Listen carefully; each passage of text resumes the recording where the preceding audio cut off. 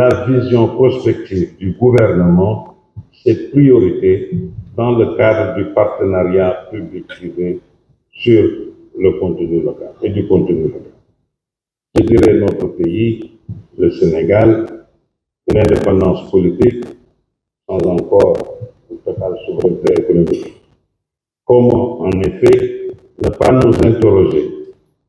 Aujourd'hui, nul n'ignore que le monde se divise, qu'il se reconstruit en nouveaux blocs et que les crises successives, à la fois sanitaires, sociales, politiques et économiques, invitent les nations à faire face à des enjeux de souveraineté nationale.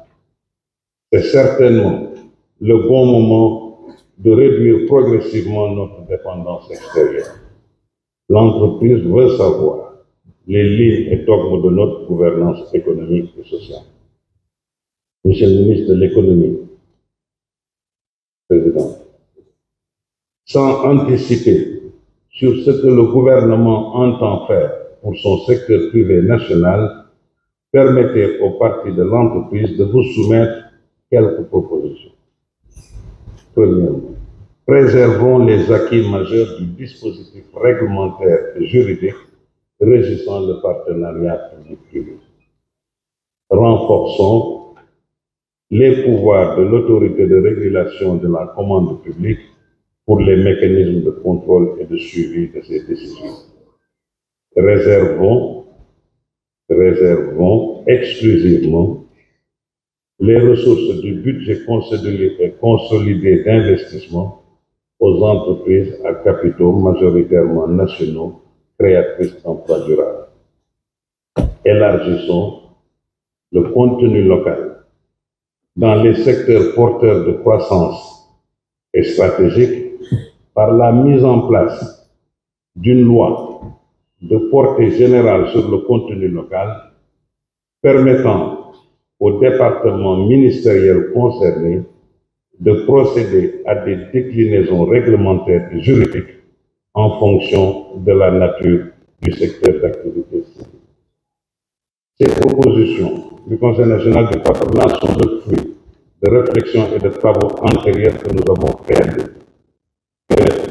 Nous, à notre état, nous lui disons, souciez-vous davantage de votre famille d'entrepreneurs dans la commande publique, renforcez leurs capacités, veillez à leur présence effective dans les concessions stratégiques et dans les divers contrats de partenariat public-privé. Ceci étant, le soutien de l'État impose aux entreprises nationales de s'organiser au regard des exigences de bonne gouvernance. D'abord, par le respect des critères d'éligibilité, par le traitement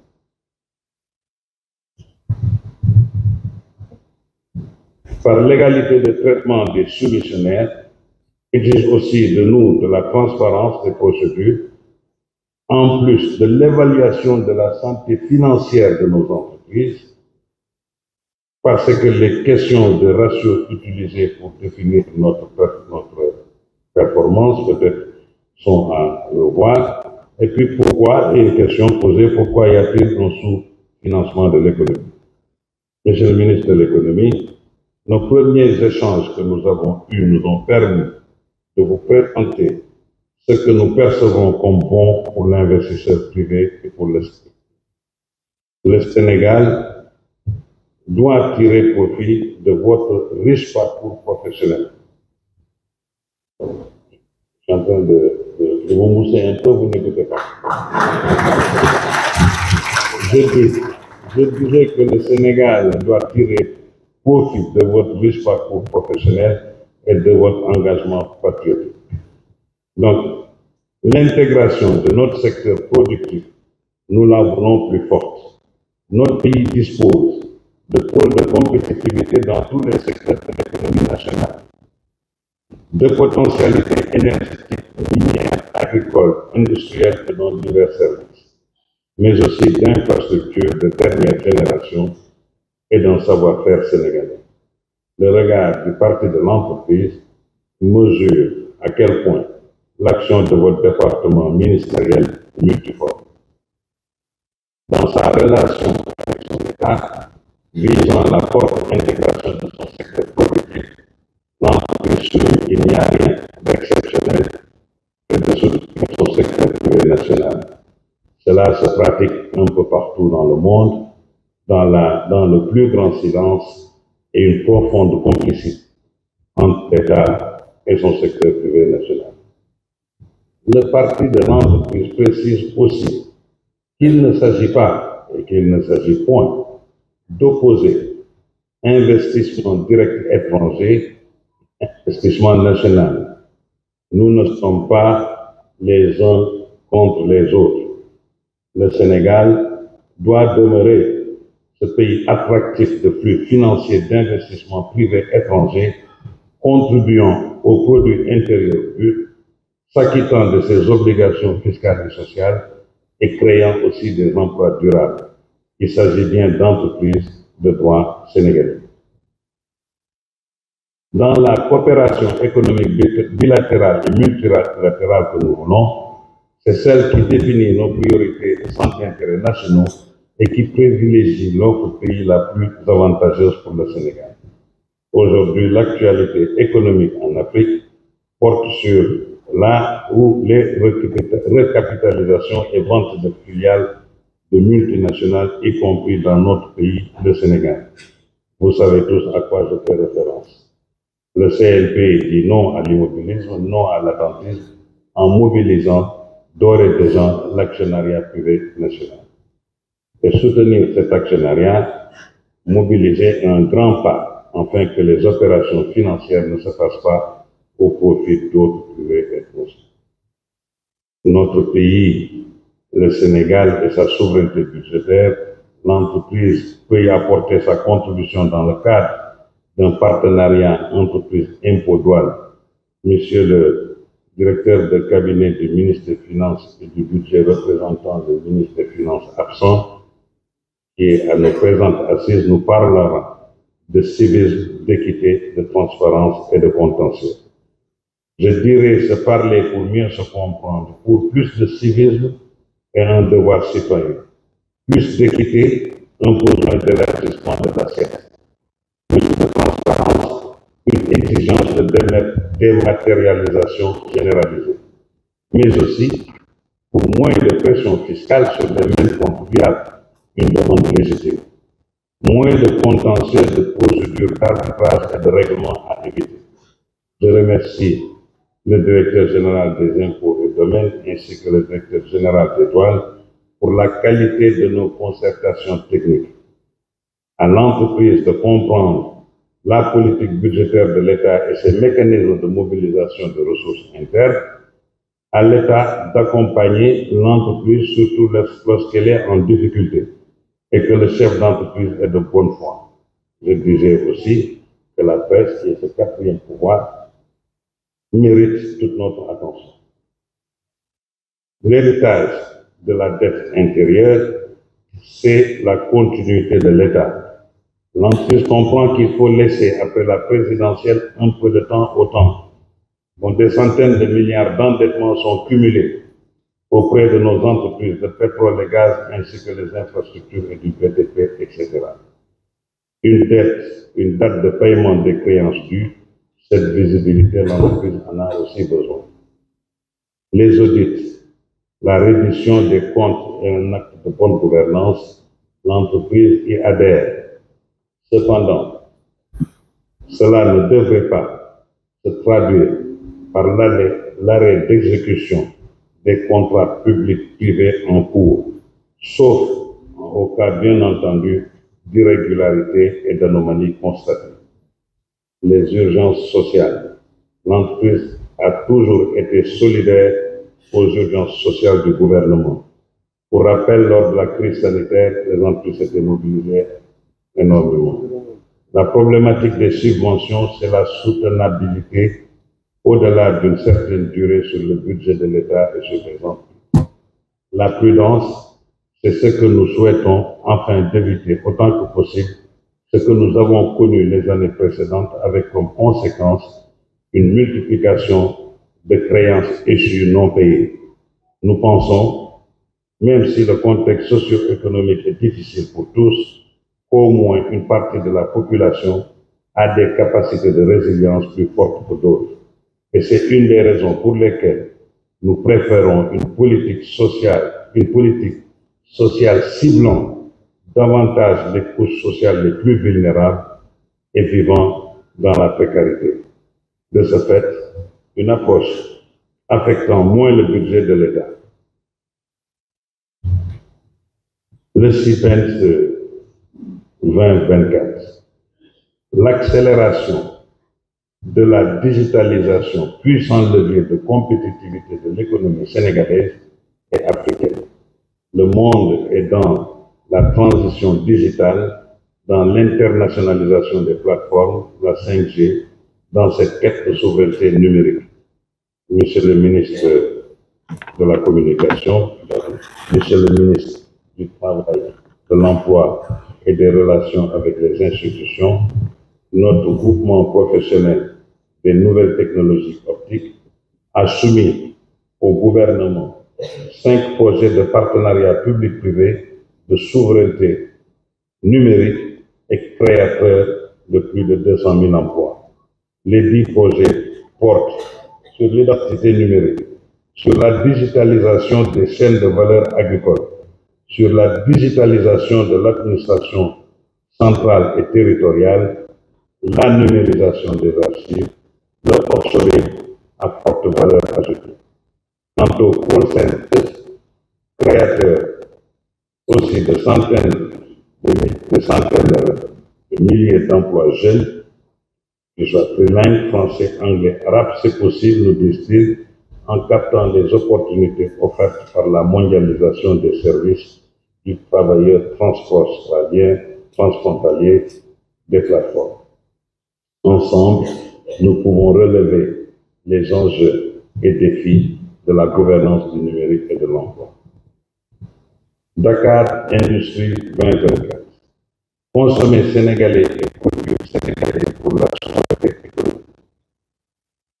Et l'engagement, l'optimisme, l'action pour une alliance plus forte de l'industrie, de ses pôles de compétitivité et de la qualité du Made in Sénégal.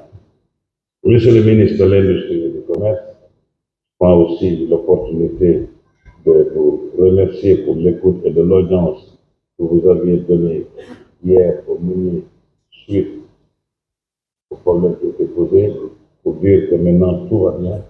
On vous remercie vraiment.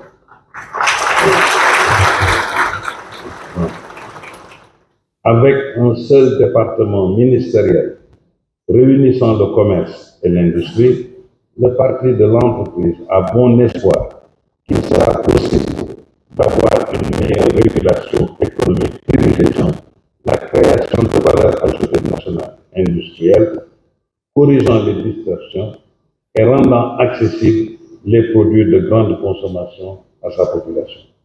Dans une république, il est normal qu'il y ait des incompréhensions entre l'État, l'entreprise, les travailleurs, les consommateurs, etc. Et Momanda, peut-être qu'il est dans la salle, je lui dis, vous les consommateurs, là, vous créez beaucoup d'histoires. C'est pourquoi le dialogue économique constructif s'impose à nous tous. Et je vous remercie de nous avoir reçus en audience avec le président du SPIS et nos industries privées. Merci beaucoup. La justice sociale et l'optimisation de la protection sociale en milieu professionnel. Agir pour le bien-être des travailleurs, c'est aussi veiller à la pérennité de l'entreprise. N'est-ce pas, chers partenaires, secrétaires généraux des centrales syndicales? Comprenons-nous bien. Pour l'employeur, le dénominateur commun de la justice sociale et de la protection sociale, c'est avant tout la productivité au travail. Monsieur le ministre du Travail, de l'Emploi, des Relations avec les institutions, sous votre autorité et l'autorité de votre direction générale du travail et de la sécurité sociale, que notre commission technique dialogue social et normes du travail fait entendre la voix de l'employeur sur les grands chantiers sociaux en cours, portant notamment sur la réforme du Code du travail et le nouveau Code de la sécurité sociale. Je souligne qu'employeurs et travailleurs ont l'avantage de partager les valeurs et principes de la liberté syndicale, des droits fondamentaux au travail, des droits de l'employeur, de l'autonomie de gestion des institutions sociales et de la paix sociale. Un autre grand chantier de notre jeunesse, c'est l'éducation, l'enseignement supérieur et la formation professionnelle. L'état des lieux et les perspectives pour l'insertion des jeunes en milieu professionnel. L'éthique, l'engagement, la responsabilité pour l'acquisition d'un savoir-faire et de compétences répondant aux standards internationaux d'une bonne insertion professionnelle constituent les valeurs académiques de notre pôle d'excellence, éducation, enseignement, formation professionnelle. Les établissements privés nous soulignent cette nécessité, d'actualiser les textes juridiques et réglementaires sur l'enseignement privé, de créer un répertoire national de certificats professionnels publics et privés, de structurer l'accompagnement de l'entrepreneuriat étudiant, d'attribuer des surfaces foncières dans toutes les régions aux établissements de référence. Monsieur le ministre, le président et le premier ministre avaient reçu en audience les deux points au-delà de la souveraineté de façon générale. Les deux axes que vous avez beaucoup appuyé là-dessus, c'était le numérique, la digitalisation, c'était l'industrie, c'était la formation. Donc, nos présentes assises, nous sommes en train de commencer à répondre à sa cible par l'organisation des ateliers en cyber, l'industrie et le numérique. C'était les trois chantiers, nous y sommes ici. Voilà, je voulais juste souligner ça. Monsieur le ministre de la formation professionnelle qui arrive, le 3FPT devrait soutenir les établissements privés qui permettent à l'entreprise de recruter des jeunes compétents et productifs. Monsieur le ministre de la Microfinance et de l'Économie sociale et solidaire, c'est avec votre département ministériel que notre groupement professionnel, l'Association professionnelle des systèmes financiers décentralisés, entend développer l'autonomisation des femmes, la microfinance, le développement des territoires économiques, la lutte contre l'immigration clandestine, l'assurance santé et enfin soutenir l'entrepreneuriat jeune et les femmes. Nous allons organiser deux grands événements de dimension internationale qui sont déjà la Biennale de Dakar, Moustapha, c'est en novembre je pense, la Biennale des Arts, un événement important, et les Jeux de la jeunesse en 2026. Donc j'invite l'entreprise à soutenir massivement la jeunesse, le sport et la pratique contemporaine. Mesdames et messieurs, le président de l'entreprise a une pensée pieuse pour tous ceux qui nous ont quittés. L'ancien premier ministre de le secrétaire général de l'UNICEF, Mme Bassok, le vice-président du Symposte et maire Mansour Tamidou, le secrétaire général de l'UNACOI, Yessel Alain, qu'il repose en paix. Monsieur le ministre de l'Économie, le Conseil national du patronat vous renouvelle ses sincères remerciements en nous honorant de votre présence et en présidant au nom de Monsieur le Premier ministre la présente cérémonie d'ouverture de notre assaisonnement.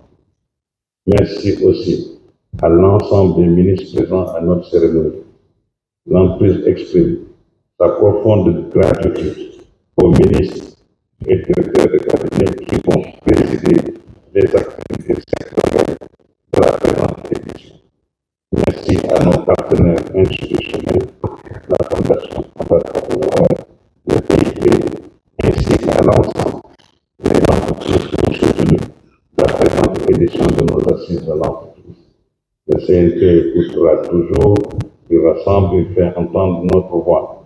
Et ce qui est bon pour l'entreprise est bon pour le Sénégal. Je vous remercie de votre attention.